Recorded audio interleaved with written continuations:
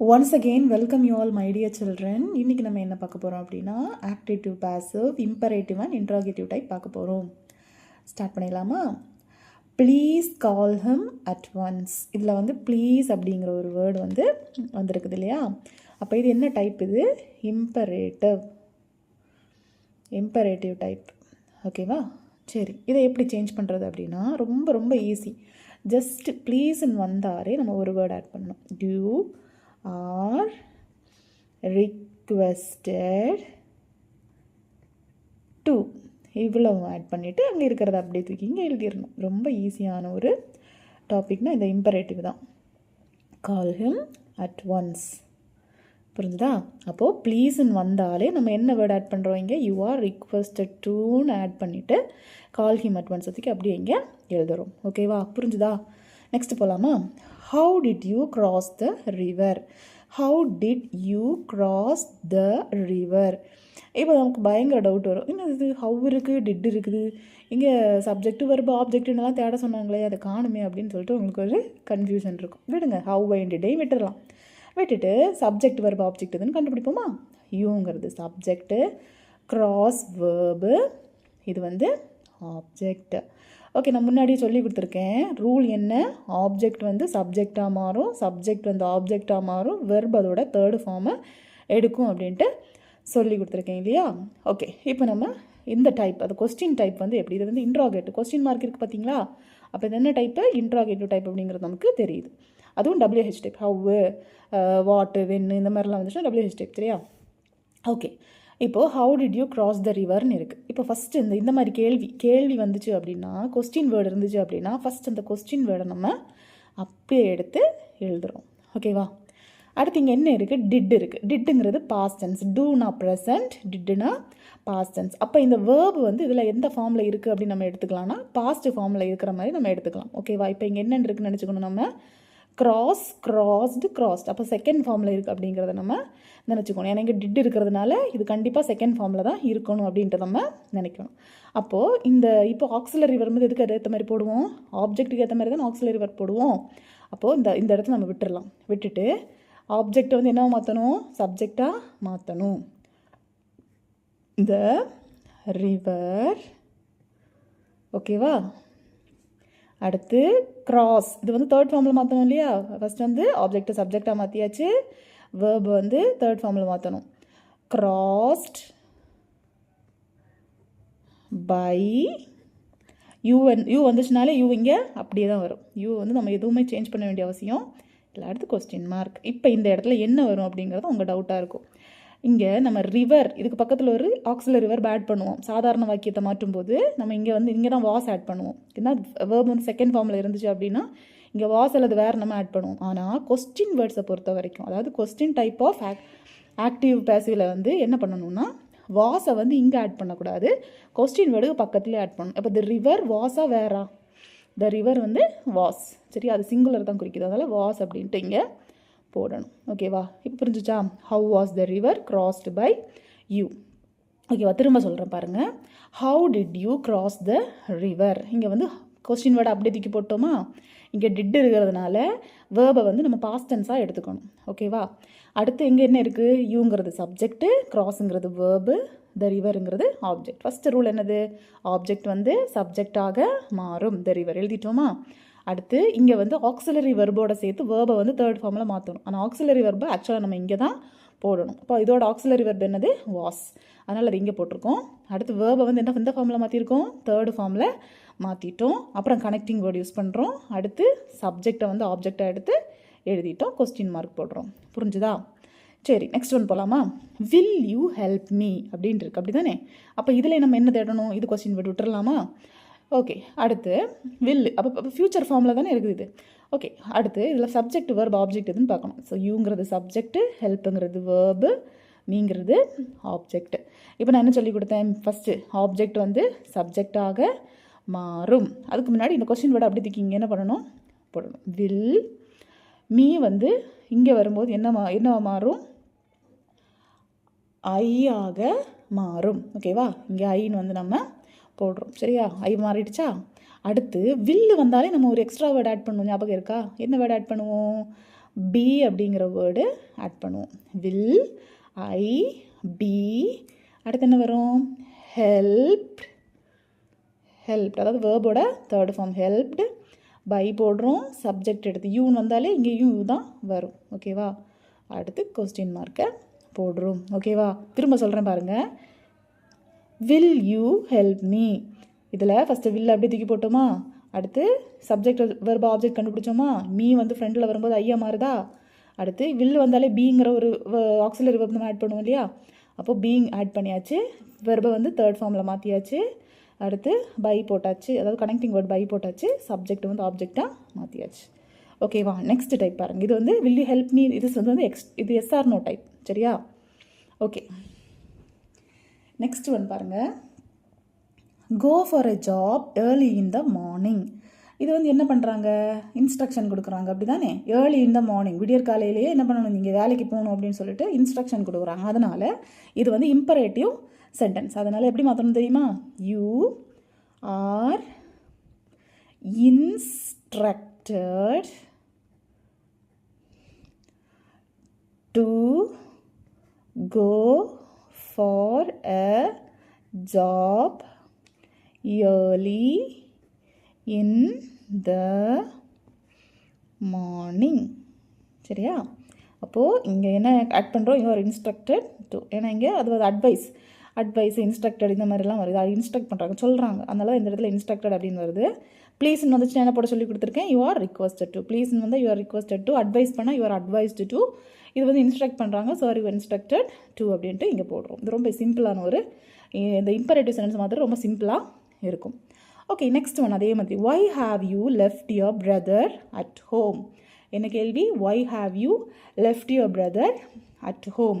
இதுவும் நம்ம என்ன கண்டுபிடிக்கணும்? சப்ஜெக்ட் வேர்ப் ஆப்ஜெக்ட் வந்து கண்டுபிடிக்கணும். இது என்ன சப்ஜெக்டாக இருக்கும்? யூங்கிறது சப்ஜெக்டு, லெஃப்ட்டுங்கிறது வேர்பு, யுவர் பிரதர் அப்படிங்கிறது வந்து ஆப்ஜெக்ட்.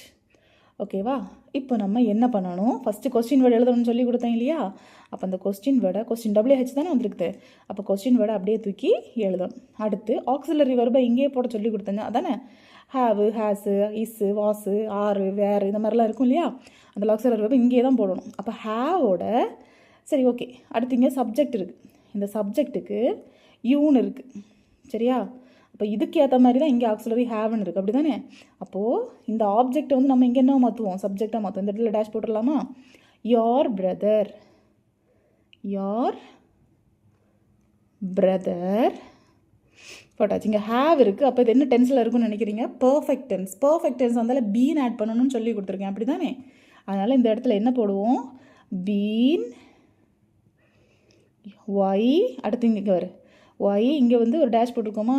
அப்போ இதுக்கு ஏற்ற மாதிரி ஆக்சிலரி தான் போடணும். அப்போ என்னது? யோர் பிரதர்னா ஹேவ் வருமா, ஹேஸ் வருமா? அதை மட்டும் ஞாபகம் வச்சுக்கணும். யோர் பிரதர்னா யாரை குறிக்குது? ஹீன்னு தானே குறிக்குது. அப்போ ஹீ ஷீ இட்டு வந்துச்சுன்னா நான் என்ன சொல்லி கொடுத்தேன்? ஹீ ஷீ இட்டு வந்துச்சுன்னா ஹேஸ்ன்னு சொல்லி கொடுத்தேன் இல்லையா? அப்போ இங்கே என்ன வரும்? ஹேஸ் தான் வரும். Why has your brother. பீனுன்னா இங்கே ஹேவ், ஹேஸ் என்ன வந்தாலுமே பீன் ஆட் பண்ணணும்னு சொல்லி கொடுத்துருங்க இல்லையா? அதான் பீன் லெஃப்ட். லெஃப்ட்டுக்கு வந்து அதோட பாஸ்ட் டென்ஸும் என்னது? லெஃப்டே தான். பீன் வந்து ஹேஸ் ஹேவ் வந்துச்சுனாலே தேர்ட் ஃபார்மில் தான் இருக்கும்னு சொல்லி கொடுத்தேன் இல்லை? வெர்பு தேர்ட் ஃபார்ம்லேயே தான் இருக்கும். அதை அப்படியே தூக்கி என்ன பண்ணுவோம்? எழுதுவோம். லெஃப்ட். அடுத்து எங்கே லெஃப்ட் பண்ண? At home. At home. அடுத்து என்ன பண்ணணும்? கனெக்டிங் வேர்டு ஆட் பண்ணுறோம். பை. அடுத்து யூவை வந்து அப்படியே தூக்கி போட்டுடுறோம். சரியா? யூ வந்து இங்கே வந்து வரும்போது திரும்ப அது யூ தான் வரும். திரும்ப சொல்லி தரட்டா? Okay. Why have you left your brother at home? First question word அப்படியே எடுத்து எழுதுகிறோம். எழுதிட்டோம் இல்லையா? அடுத்து சப்ஜெக்ட்டு, வேர்பு, ஆப்ஜெக்ட் வந்து கண்டுபிடிக்கிறோம். நான் என்ன ரூல் என்ன? ஃபஸ்ட்டு ரூலு ஆப்ஜெக்ட் வந்து சப்ஜெக்டாக மாறும். இங்கே ஒரு கோடு போட்டு விட்டுருங்க. இந்த இடத்த அப்படியே விட்டுருங்க. அடுத்து ஃபஸ்ட் இதெல்லாம் கண்டுபிடிச்சி எழுதுனதுக்கப்புறம் நம்ம இதை எழுதலாம். ஓகே? ஆப்ஜெக்ட் வந்து என்ன மாறுது? சப்ஜெக்டாக மாறுது. அப்போது என்ன? யோர் பிரதருங்கிறது இங்கே அப்படியே எழுதியாச்சு. ஓகேவா? அடுத்து இது வந்து ஹேவில் இருக்குது. அப்போ என்ன டைப் ஆஃப் டென்ஸ் வருது இந்த இடத்துல? பீன் அப்படிங்கிற வேர்டு ஆட் பண்ணும். பர்ஃபெக்ட் டென்ஸ்னு வருது. அப்போது இங்கே ஹேஸ் பீன்னு தான் ஆட் பண்ணியிருக்கணும். இங்கே வந்து ஆக்சிலரி தனியாக போடணும்னு சொல்லி கொடுத்தேன் இல்லையா கொஸ்டின் வேர்டுனா, அதனால தான் ஹேஸ் இங்கே வந்திருக்கு, பீன் அங்கே இருக்குது. ஓகேவா? அந்த பீனை வந்து இங்கே ஆட் பண்ணுறோம். ஓகேவா? அடுத்து வெர்பு வந்து இங்கே தேர்ட் ஃபார்ம்லேயே வரும். ஹேவ் ஹேஸ் ஹேட் வந்தாலே இங்கே வெர்பு தேர்ட் ஃபார்மில் தான் இருக்கும்னு நான் உங்களுக்கு சொல்லி கொடுத்துருக்கேன். அப்போ அந்த வெர்பத்துக்கு அப்படியே இங்கே எழுதியாச்சு. அடுத்து எங்கே லெஃப்ட் பண்ண அப்படின்ற கேள்விக்கு பதில் என்ன சொல்கிறது? அட் ஹோம் தான் சொல்லுது. அப்போ இந்த அட் ஹோம் ஒதுக்கி இடையில போட்டாச்சு. அடுத்து கனெக்டிங் வேர்டு யூஸ் பண்ணியாச்சு. சப்ஜெக்ட் ஒதுக்கி அப்படியே இங்கே எழுதியாச்சு. ஓகேவா? சரி, அடுத்து இந்த டேஷில் எப்படிடா ஹேஸ் வந்துச்சுன்னு ஒரு தாட் வரும். அப்போ யுவர் பிரதர் இதுக்கு ஏற்ற மாதிரி ஆக்சிலரி வெர்ப் என்னது? ஹேவ் கிடையாது. யுவர் பிரதர், அதாவது ஐவி யூதே வந்தால் தான் என்ன வரும்? யூதேன்னு வந்தால் தான் ஹேவ் வரும். புரிஞ்சுதா? இங்கே வந்து என்ன இருக்குது? யுவர் பிரதர்னால் ஒரு பையனை குறிக்குது, ஹீன்னு குறிக்குது. அதனால் இந்த இடத்துல ஹேஸ் தான் வரும். ஓகேவா? புரிஞ்சிச்சுன்னு நினைக்கிறேன். Thank you. Have you invited Raman to the party? இது என்ன டைப் ஆஃப் கொஸ்டின் அப்படின்னா இன்ட்ராகேட்டிவில் yes or no type of question. சரியா? ஓகே, இங்கே வந்து என்ன டைப்பில் இருக்குது? Perfect tense. அப்படி தானே? இது பர்ஃபெக்ட் டென்ஸில் இருக்குது. அதனால் கண்டிப்பாக வெர்பு வந்து என்ன ஃபார்மில் இருக்கணும்? தேர்ட் ஃபார்மில் தான் இருக்கும். சரி, அப்போது ஃபஸ்ட்டு என்ன பண்ணணும்? டேஷ் போட்டுக்கோ. அடுத்து சப்ஜெக்ட் வெர்பு ஆப்ஜெக்ட் கண்டுபிடிக்கணும். சப்ஜெக்ட் வந்து யூ, இன்வைட்டடுங்கிறது வேர்பு, ராமனுங்கிறது ஆப்ஜெக்ட். ஃபஸ்ட் ரூல் என்னது? ஆப்ஜெக்ட் வந்து சப்ஜெக்டாக மாறும். ராமன் போட்டாச்சா?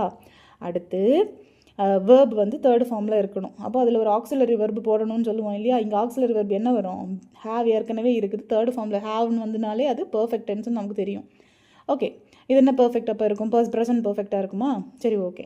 ஹேவ்ங்கிறதுனால அது ப்ரெசென்ட்டில் இருக்குது. அப்போ இங்கே இந்த இடத்துல என்ன போடணும்? ஹேஸ் போடணுமா இல்லை ஹேட் போடணுமா? அவங்களுக்கு ஒரு டவுட் வரும் இல்லையா? ராமனுங்கிறது ஹீ ஷீட். அப்போது ஹிக்கே சொல்லி கொடுத்துறேன். ஹீ ஷீ இட்டு வந்தால் ஹேஸ் வரும்னு சொல்லி கொடுத்தேன் இல்லையா? ஹேஸு ஐ வி யூ தே வந்துச்சுன்னா என்ன வரும்னு சொல்லி கொடுத்தேன்?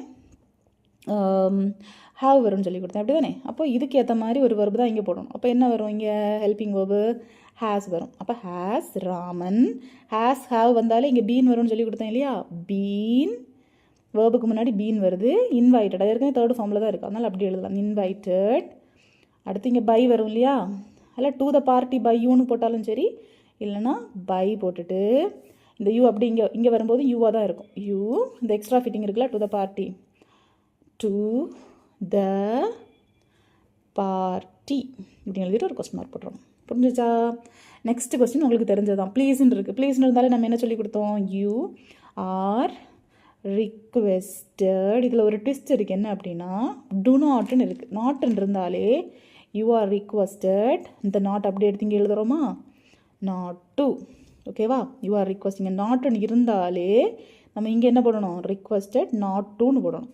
Not to walk on the cross. ஓகேவா? புரிஞ்சுதா? அடுத்தது பாருங்கள். Cross the busy roads carefully. என்ன சொல்லியிருக்காங்க? Cross the busy road carefully. Cross the busy road கேர்ஃபுல்லினா பார்த்து கிராஸ் பண்ணணும் அப்படின்னு சொல்கிறது தானே? அப்போ இங்கே என்ன பண்ணுறாங்க? அட்வைஸ் பண்ணுறாங்க. ஸோ என்ன எழுதணும்? You are advised to cross the busy roads carefully. ஓகேவா? சரி, நெக்ஸ்ட் ஒன் பாருங்கள். when will you book the tickets to Bengaluru அப்படின்னு கேட்டிருக்காங்க. அப்படி தானே? அப்போது ஃபஸ்ட் என்ன எடுத்து எழுதணும்? கொஸ்டின் வேர்டு அப்படியே எடுத்து எழுதுகிறோமா? when.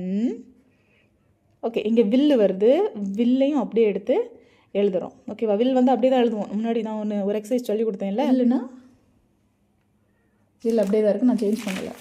அடுத்து அதே மாதிரி தான் இங்கேயும். Okay, when will. ஓகே, அடுத்ததில் என்ன கண்டுபிடிக்கணும்? Subject verb object. யூங்கிறது சப்ஜெக்டு, புக்குங்கிறது வேர்பு, த டிக்கெட்ஸுங்கிறது ஆப்ஜெக்ட். அப்போ ஃபஸ்ட்டு நம்ம எடுத்து எழுதணும்? சப்ஜெக்ட்டு வேர்பு ஆப்ஜெக்ட் எல்லாம் கண்டுபிடிச்சி எழுதணுமா? ஓகே, இங்கே வில்லுங்கிறது இங்கே ஆட் பண்ணியாச்சு. இப்போது ஆப்ஜெக்ட் இங்கே சப்ஜெக்டாக மாறும்போது the tickets. When will the tickets. வில்லு வந்தாலே நம்ம ஒரு வேர்டு ஆட் பண்ணுவோம். என்ன ஆட் பண்ணுவோம்? பி அப்படிங்கிற ஒரு word. Be. Book third form என்னது? Book, booked, booked. Booked by you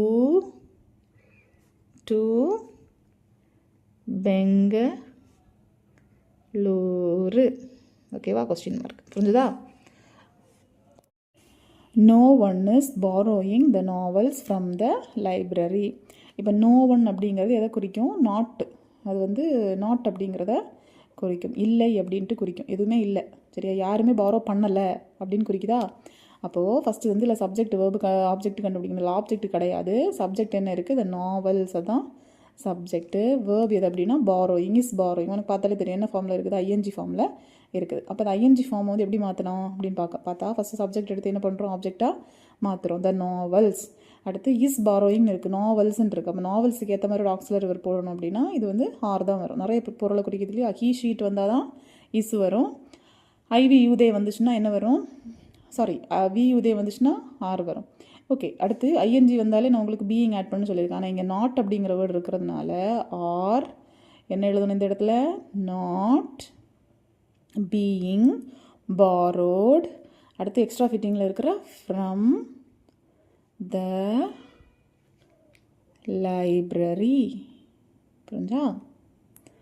ஓகேவா? இந்த நான் திரும்ப சொல்கிறேன் பாருங்கள். நோ ஒன்னா நாட்டை குறிக்கும். அடுத்து இதில் என்ன இருக்குது? சப்ஜெக்ட் இந்த பக்கம் இருக்கும், வேர்ப் இந்த பக்கம் இருக்கும். ஓகேவா? அப்போ இங்கே த நாவல்ஸுங்கிறது சப்ஜெக்ட், இஸ் பாரோயிங் அப்படிங்கிறது வேர்ப். ஃப்ரம் த லைப்ரரி வந்து எக்ஸ்ட்ரா. ஓகேவா? அது novels is no one is borrowing the novels. சொல்லி பாருங்கள். அது no one is borrowing the நாவல்ஸ்னு சொன்னோன்னே இந்த சென்டென்ஸ் அப்படியே முடியுது. இது எக்ஸ்ட்ரா தான் வருது. ஓகேவா? அப்போ இது சப்ஜெக்ட், இது வேர்பு. அப்போது நம்ம எப்படி மாற்றணும் அப்படின்னா இந்த நாவல்ஸ் வந்து சப்ஜெக்ட் ஆப்ஜெக்டாக மாற்றிட்டோமா?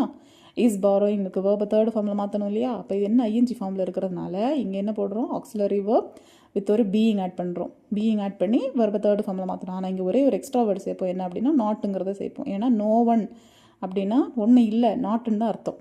அப்போது என்ன பண்ணுறாங்க? நாவல்ஸை யாரும் வாங்கலைன்னு தானே அர்த்தம். அதனால் இந்த இடத்துல நாட்டுங்கிற வேர்டை நம்ம ஆட் பண்ணுறோம். அடுத்து அந்த எக்ஸ்ட்ரா ஃபிட்டிங் வேர்ட்ஸ் அதிகம் அப்படியே இங்கே போட்டுடுறோம். ஓகேவா?